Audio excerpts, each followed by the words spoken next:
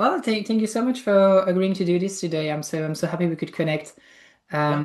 Um, so yeah, I've read a lot about you this past few days and listened to some podcasts in the car. And I have to say, what a journey that you have. So can you It believe? has been. Yeah, can you believe you've spent 40 years in the entertainment industry? That's a lot. It is a lot. I feel incredibly lucky, to spend 40 years in this business and manage to make a living out of it and raise a family and send kids to college all on this business is unbelievably fortunate. So, and not a moment goes by when I'm not appreciative of that. Yeah, that's truly amazing. And was there ever a season in your career when you weren't sure it would continue? Um, there have always been up and down times. That sort of yeah, I mean, how this business works. There are moments Hmm. when you wonder if another job is coming. But I've always been a terrific optimist. You have to be in this business. You've got to live in a certain world of optimism and hope. Um, uh, so I always kind of deep down believed that it would work out. Um, I know that I never defined myself as as how do I put this? As an actor, I always saw acting as my job, and it was the job that I loved, and felt that I was good at. But I am many other things. I read law at university. Hmm. I'm a husband. I'm a dad. I'm a sort of capable human being. So I knew that if I needed to do something else, I would be able to do something else. Um, but it never, fortunately, never came to that, except at the beginning. When I started out, I was doing all kinds of. I came to America in 1983 and had to start all over again. I had a career in England, but I moved here because my wife was American. My girlfriend at the time was American, and I came over here to get married. And so I had to start my acting career all over again. So for a long time, I was doing crazy jobs, all sorts of things just to pay the rent. But I always felt confident that eventually acting would work out. I've always wondered, and I'm sure I'm not the only one, but that might be a silly question though. What do actors or actresses do when you don't have a job? Because you're saying that sometimes you have to wait quite a bit to find a next role. So what do you do? How do you pay your rent and all that Well, stuff? yeah, it's a great question. I'll preface the answer with this. When I sometimes talk to young actors about acting, about this business, that's one of the things that I start with is that you have to make sure that you love. It's not a good enough to love acting. It's not good enough to want to act. The acting part of it is relatively easy. If you're talented, the acting is fun and easy. It's being an actor that's hard. And you have to know that you want to be an actor. And being an actor means everything that you're talking about. Being an actor means living in a space where you live in hope, but you're going to have to do whatever you have to do to allow yourself to do the fun bit, which is the acting. And that means driving a taxi, working part-time as an accountant or an assistant to someone, waiting tables. I was a chauffeur. I sold videos, adult videos on the telephone. I was a private eye. I was worked in a fabric company. I was a waiter at a wine store, wine shop, a restaurant, bistro. Um, I sold fire extinguishers, all kinds of crazy things in order to be able to do the fun part, which is acting. So actors live in that place where you know your tribe, you know that you love the view. I always liken it to surfing. Surfers have to enjoy getting up in the morning, sitting out there in a cold water with a bunch of other surfers, and maybe spending all day with no waves, but you have to enjoy the experience of the people around you and the patience and the view. and just the experience of sitting there in a beautiful day.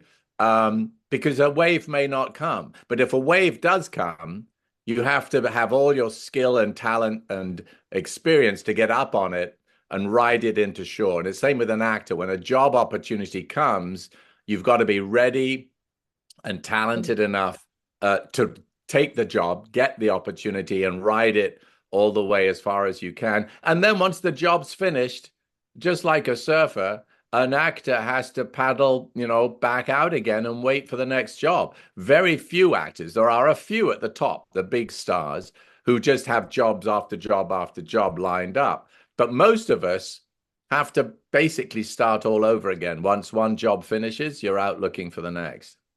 That must be incredibly difficult, especially mentally after that. I mean, when you have a big successful gig, to just do it all over again after that must be incredibly difficult. Well, that's the point. If you find that difficult, if you find that too overwhelming, then don't be an actor. Mhm. If you just find it part of the job and kind of exciting, because now you've got all these opportunities. You finished a wonderful job, you've become famous or whatever to a certain extent, and now you're not doing it anymore. You got to try something else. Like for me, when the nanny finished, for various reasons, a lot of jobs didn't come up on TV. The studio kind of basically got bought by another studio. The network got changed. The head of the network came in. So all the people that worked on the nanny no longer existed. So it was hard to get another job on that network. So I went back to theater. I started working back as an actor on stage, which I hadn't done for years, but loved. And it was a terrific opportunity. I found myself on Broadway in 3 or 4 years after the nanny finished. I was suddenly on Broadway doing a musical, which I never dreamed I would be doing. But it was an opportunity that came up out of the space of not being on the Mhm. nanny. Let's go back a bit. You started as a young actor on General Hospital in 1984, and decades later, you returned to that same set. Most people don't get to revisit the exact place where their dream began unless, there was a reboot or whatever. When you walked back onto that set, did you feel like the same person you were who once stood there, or did it feel like you were kind of meeting a younger version of yourself? Yeah, it was a little the latter because the character was very different. The character I played originally was just for a week, and was great fun. I was Emma Sam's cousin, um, Alistair, and that was fun. And then when I went back recently, I was a different character, although my storyline did involve Emma Sam's again, which was great. So when she came on the set, it was like suddenly the years rolled by and I was back where we were when I started. It was a fantastic experience, I have to tell you, because I've always enjoyed the soaps. I love doing daytime. I love doing Days of Our Lives, and I really enjoyed General Hospital. So it was a bit like coming home again, Yeah. but also like a whole new version of myself. I came back as a grown up playing a different role, but seeing some of those people again and being in that genre again was really great. What's fascinating about being an actor is that you have kind of a living archive of your life, clips, reruns, fans sharing their favorite memories at conventions and all. Is that experience comforting, or can it sometimes feel strange to be frozen in time while you've continued Yeah. to evolve? Well, yeah, I mean, definitely in my case, the success of The Nanny, which we finished ba almost 30 years ago. And so I look at it on screen and it's like, who is that guy? Because it's just me 30 years ago. I'm this young kid. Yeah. And the fans come with photographs for me to sign, but they're photographs of me, 40 years old, 30 years Yeah. ago. So it is a little strange. It is like being frozen in time. But at the same time, it's very gratifying that something that you've contributed in your job, in your working life, Mhm. has such a legacy and such longevity and is appreciated generations after you finished. There's something really gratifying about it. So I don't take it for granted at all. It's really wonderful that it had that impact. Um, so yeah, and I'm very lucky because it's not overwhelming. I mean, for someone like a Tom Cruise or the big stars, it must be really difficult because you have to live a different life. Mhm. You can't go to the grocery store. You can't go to Trader Joe's or to Ralph's and buy groceries on your own.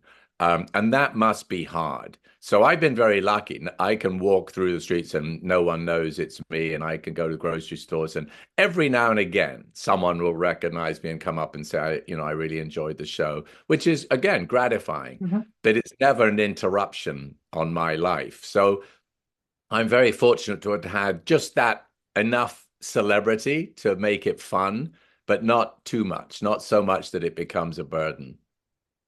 Yeah, and since we're talking about obviously the nanny, you best remember for playing Maxwell Sheffield in the show. And Maxwell was a father first before he was a romantic lead, right? And at the same time, you were raising your own daughters. Did playing a father on screen change the way you saw yourself as a dad, or did being a dad change the way you played your character? Yeah, good question. Funnily enough, Maxwell owed a lot to my own father. My Okay. dad was a writer, and he wasn't a widower. I had a mom as well, so the two of them raised us. But my dad was a writer, so his head was always somewhere else. He was Mhm. a great dad, and we had wonderful family holidays together. But there was part of him that would come into the room while David, my brother, and I were sort of racing around and being wild or having a breakdown. And sometimes he would have come down from his study where he'd been writing a script. So his head was in another world. And he would just stand there in the middle of the room, watching the chaos go on around him, completely unable to deal with it. And he would just kind of watch for a few minutes and then cough and leave the room to my mum to sort it all out. And so Maxwell, I would think of my dad a bit, who would sometimes be a little overwhelmed by the day-to-day business of bringing up children. I was very lucky because when I was bringing up my kids with my wife, I was doing either Days of Our Lives or The Nanny, and the schedule of those shows was such that I was able to be home a lot. It was not a hard schedule. So I was able to be there with my kids as they grew up, and really enjoyed that the business of bringing up kids. Nothing could replace that. I am so grateful that my work schedule allowed me to do that. And yes, playing a dad on TV and being a dad at the same time, they definitely informed each other. Mhm. Um, that there was certain kind of overlap. It was a wonderful opportunity that to be a dad and play a dad at the same time was really great. Because you were talking about the schedule, I'm wondering how much time does it take to shoot a whole season of a sitcom like The Nanny? We usually did 24 episodes, so it'd be each episode was a week, so it'd be 24 weeks. But we Mhm. would take every fourth week off. We would do 3 weeks on, 1 week off. So the fourth week, in order to give the writers a chance to catch up, we so it would take whatever that is. The 24 episodes would actually take about 32, 33 weeks of the year. But the week during the week, it was we were only doing an episode was a half hour on TV, but it was actually only about 24 minutes because there'd be adverts, commercials. Mhm. So it was only about 24 minutes of airtime of actual show. And we'd have a whole week to do it. So we'd have a lot of, we would do a blocking and then we'd go away, we'd go home and the writers would rewrite it and we'd come in the next day and Oh, we'd do another one. And then we'd go home.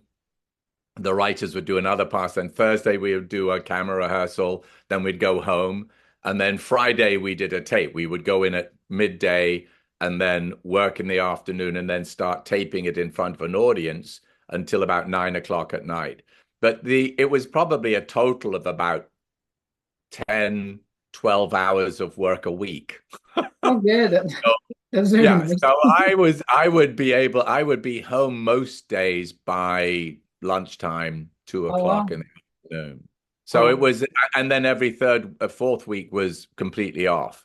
So there was a lot of free time to be home and to be, picking up the kids from school or doing hot lunch or something. So it was incredibly lucky. And I lived 10 minutes from the studio. It took me 10 minutes to get into work every day. well, that's a dream job. Yeah, it was a dream job, no question. Absolutely. Did you have a nanny growing up?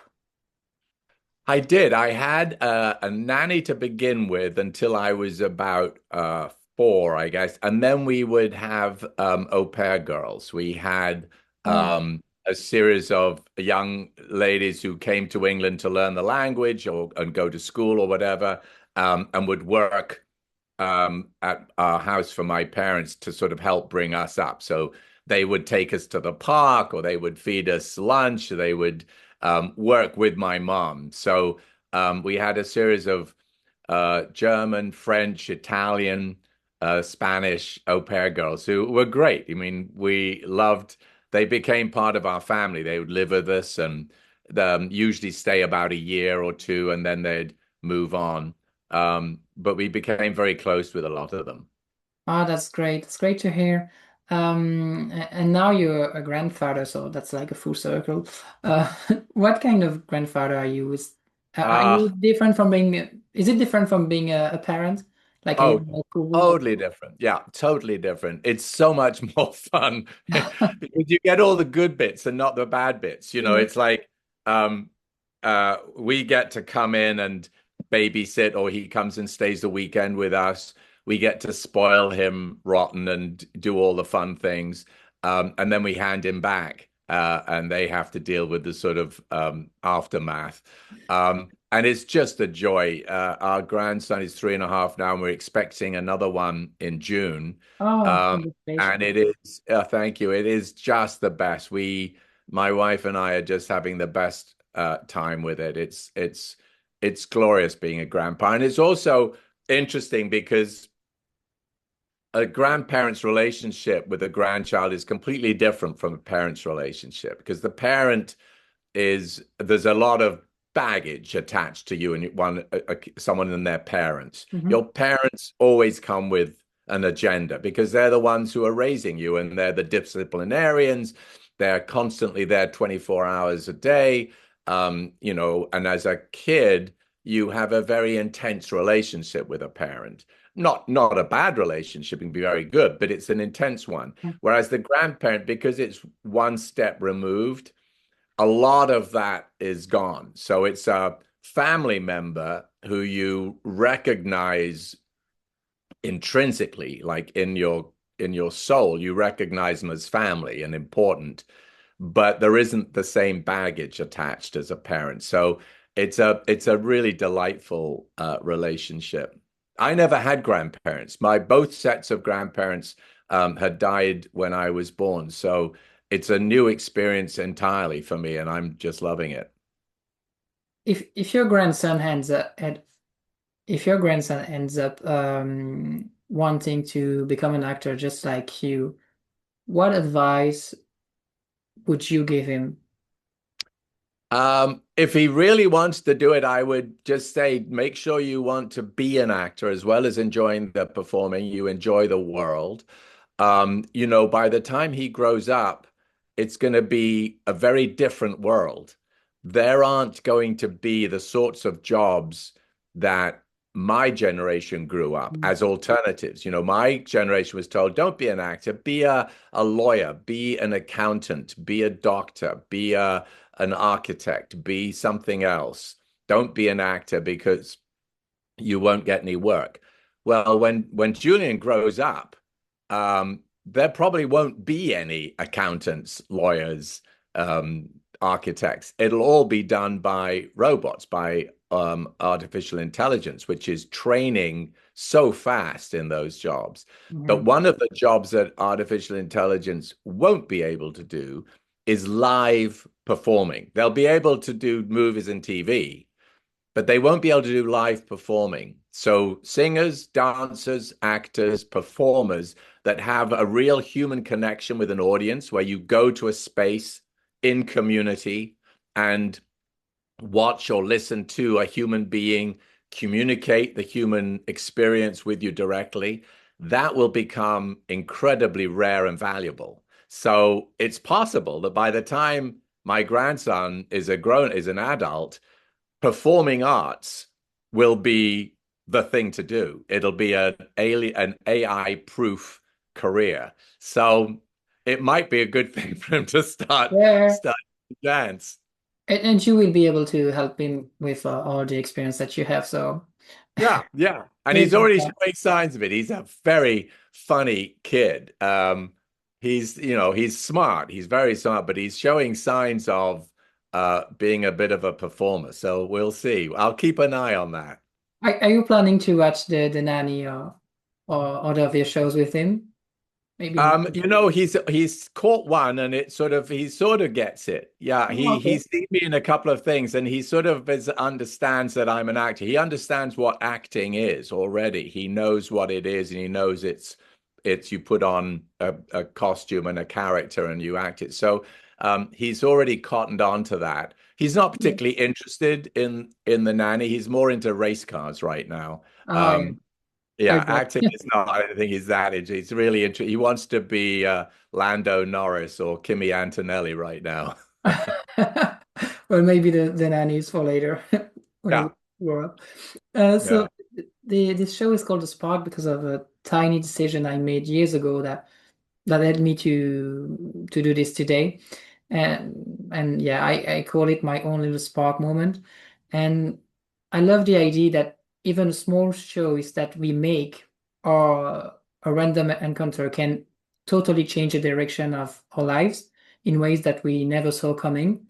And I was wondering, do you have a spark moment that you would like to share right now? It doesn't have to be career related, but yeah, I don't know. Well, there are so many, and it's interesting, John, because I've been sort of dabbling with a memoir like writing because it has been a fascinating journey for me Mhm. from where I came from to here, and I notice I have a whole chapter on spots, you could call them, those moments, sliding door moments where a decision changes your life in a very concrete way. And there have been so many moments in my life that have shifted its trajectory. I think that one of the incidents I like to talk about, and it's kind of relevant to acting and to life in general.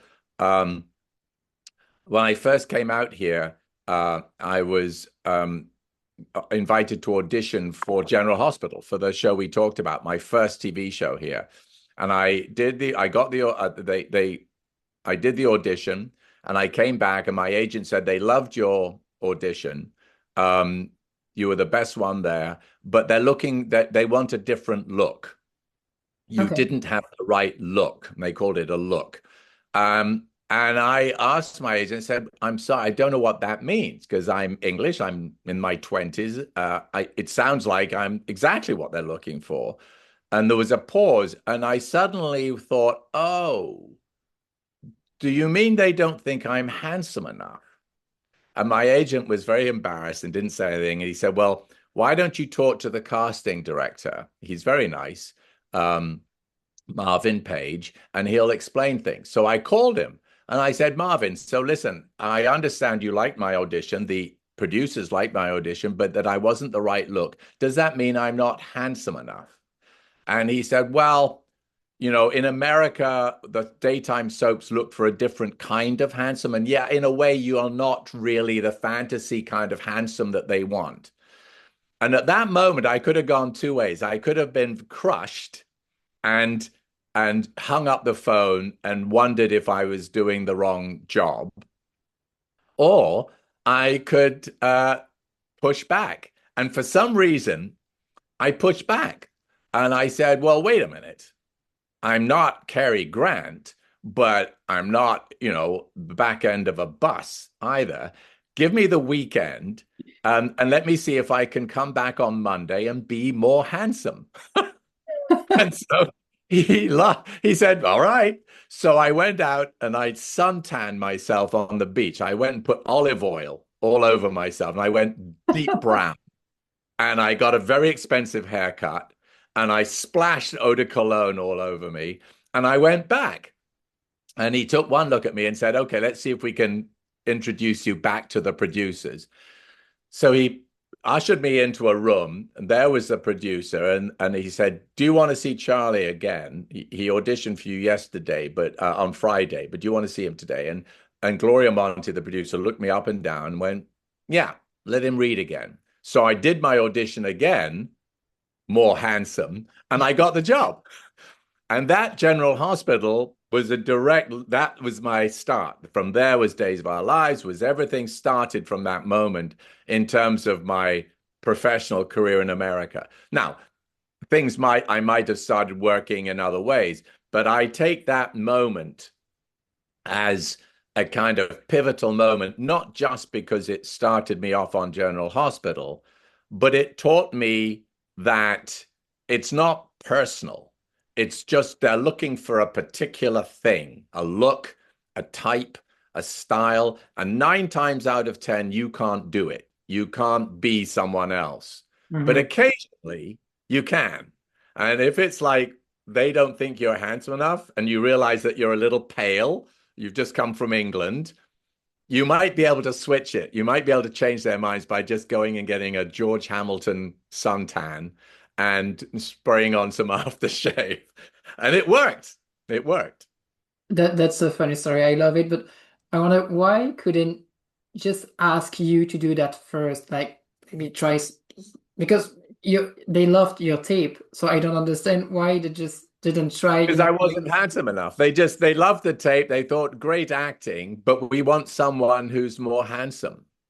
And so you just had to go to the beach and get your So skin. I said, okay, let me try and be more handsome, which is not something that anyone thinks of saying. It's like you are who you are. You look like how you look. But I thought, this is ridiculous.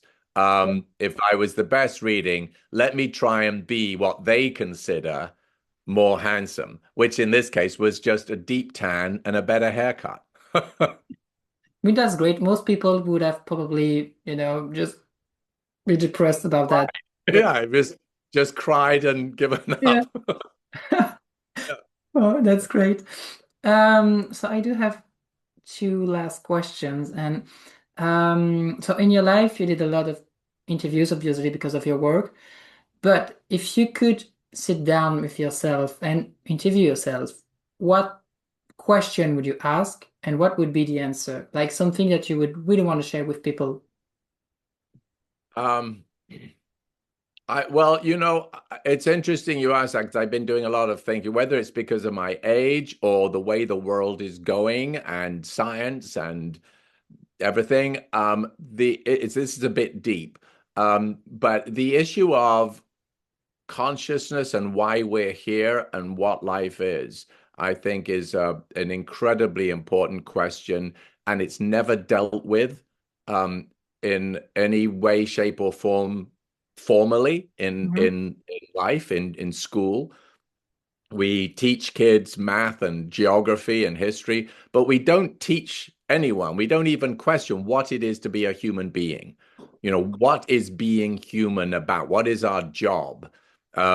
We consider being ethical and being polite and being honest sort of somehow kind of trends.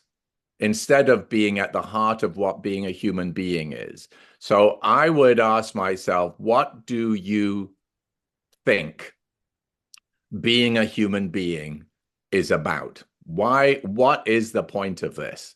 And it's something I've been thinking a lot about. And someone said something very clever. I think it was Oscar Wilde, as usual. He said, life is far too important to be taken seriously, which I think is great because we're here for a short time and we have an opportunity to only really affect things around us. Even if we invent something huge, it basically moves the conversation forward. But in terms of most of us, we can only affect the people around us with kindness and love and generosity and compassion. But if we take it all too seriously, if we all get hung up in anxiety about what being alive is and staying healthy and politics and all the stuff around us, it's over too quickly. So there's a balance between realizing how important this moment is in our universe, but also not taking it too seriously because we all die. It's only going to last this long. So it can't be that important in terms of the universe. But for me, being alive right now, of course it's important. It's all there is. I want to see my Mhm. grandson grow up. Yeah. But I can't get bent out of shape about it because worrying isn't going to help. Things change. Life is unpredictable. It's a merry-go-round. Um, it's not just or fair. So you can't take it too seriously. You kind of have to just shrug your shoulders. My wife wanted to put something on her when she dies. She wants me to put on her gravestone or someone to put on her gravestone just the words, well, that was weird on a gravestone because it's true. Well, it's like we all have our careers and our jobs and our ambitions and our desires. But in the end, in the great scheme of things, none of it's that important, except for while we're here. So you better enjoy every second. You better find the humor in it. You better find the joy in it. You better find the glass is half full rather than Mhm. half empty out of it because it's gone very quickly. So you only get one shot at it. So I think that's the question. That's what I would be asking myself. What do you think about where we are? I think that that's a great question and a very great answer. And I don't know if you have that in the US, but I'm living in Belgium and um, in our school we do have teachers that are there to teach the Ethics. pupil. Yeah, yeah, students, thank you. To teach the students things about how to be a good citizen. I don't think there is a proper translation in English, so Yeah, I know what you mean, like civics. Yeah, being a yeah, good yeah, citizen. yeah. And so we are teaching stuff such as how to vote, how to live in a community, how to uh, Yeah. about bullying and all that stuff. So I don't know if you have that in the US, but I think Not enough. it's No, I it's mean, pretty that's new exactly here. right. Hmm? It's pretty new here. I think we have that since like maybe 5 to 10 years. Oh, really? So it's pretty new, but I think that's great because I think it's you're right. fantastic.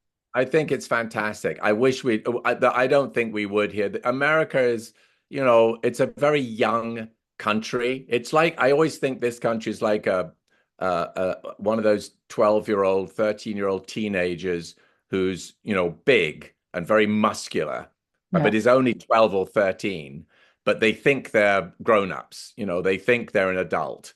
So they go around bullying people and they think they know everything. They think they've got it sorted, but they're 12 years old. And I always feel this country is like that. America's like a slightly precocious 12-year-old. And it's like the older nations in the world are just shaking their heads, going, when are you going to grow up? So, so let's end on a fun question. If there were a reunion dinner at the Sheffield House, who do you think would be late? Who would steal the scene? And who would insist they haven't aged a day? Um, I think Niles would insist that he hasn't. Well, actually, everyone would insist they haven't aged. They'd all sit down and say, "Look at us, we haven't changed a bit." So I think they'd all say that. I think certainly Nanny Fine would probably be late and steal the show, but she'd steal the show unintentionally. Um, Sylvia probably. It'd be a toss up between Sylvia and Nanny Fine stealing the show. Um, and uh, uh, I think, yeah, the only ones that would be worried about how they were aging would be the kids, Yeah. right?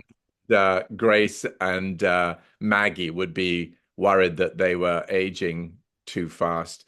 But the rest of the rest of the gang would be like, "Oh, we haven't changed at all."